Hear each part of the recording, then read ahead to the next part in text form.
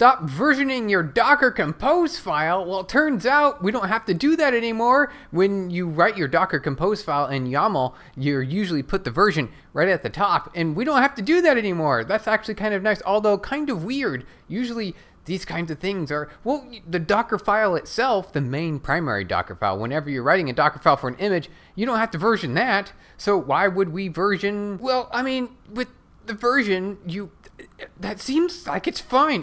Why would they remove the ability for you to write the version? I guess they don't need it anymore. They've never needed it, or they've just decided where they're not going to honor it. I don't know what the deal is. We don't have to do it anymore, and they're getting a little more strict about it. So if you are running Docker Compose, you will get a warning, essentially. What is it? What was it? We'll see here. So here's where the version is. And it's always usually at the very top of your YAML spec.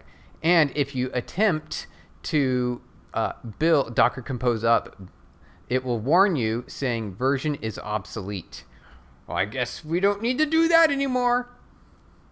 Oh, wait, just further, at this point, it's just a warning. It's not an error because the majority of people are still using versions. That's because it always had a version from the very beginning. You had version 1, 2, and 3, 3.7. What is it? 3.7. So it's going to be hard for us to break this habit because they established it so early on. If you are using Docker Compose, there are a couple like nice little upgrades. Docker Compose is now, of course, embedded within Docker when you download it to your system. You do no longer have to write the hyphen. You don't need the hyphen anymore. You don't have to say Docker Compose with the hyphen in the middle. You can just say Docker space Compose space up or space down. However you do it. You don't need the dash anymore in between the Docker and the Compose because Compose is now pre-installed with Docker and it's just a subcommand now. And apparently there's another old convention if we're using Docker Compose that we do no longer have to write docker-compose.yaml as the file name convention. You can just now say compose.yaml. I did like seeing the Docker in front of it because it's really obvious what that is. Okay, docker-compose. That's going to start up one or more containers based on a configuration of the Compose itself, because that's what Docker Compose is. It's a nice orchestration that allows you to boot up containers in order with dependencies on each other, and you can specify the ports and access names within a virtual network so that way they can communicate with each other very easily. It's very straightforward. So compose.yaml, I suppose it's a little less obvious what that is unless we start getting used to it. But these are some interesting changes. This is actually pretty interesting. If we do a GitHub search for how many Docker Compose files still include the version inside the Docker Compose file, now that we know that we're not supposed to do that anymore, it turns out there's almost 1 million projects that still use the version. That's a lot.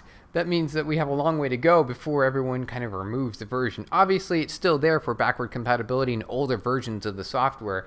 Though going forward, as Docker and Docker Compose continue to evolve, they might get to a point where they'll require it to not be in there anymore, and it will be mandatory for you to remove. Obviously, it'll be pretty straightforward to delete a file, especially delete a line in the file, especially if it's the first line in the file.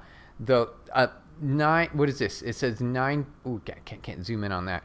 Well, basically, this is 918,000 code repositories that have, or files. These files. All right. So almost 1 million files that have the version in the Docker Compose. That's amazing. And we're not supposed to do it anymore. Why would they? I'm still confused. Why would they want to remove it in the first place? I mean, it's kind of nice for it to be. Maybe they don't want to maintain the backward compatibility anymore. I'm not exactly sure what the incentive is or what their justification is. Just they don't want it to be there anymore. Okay.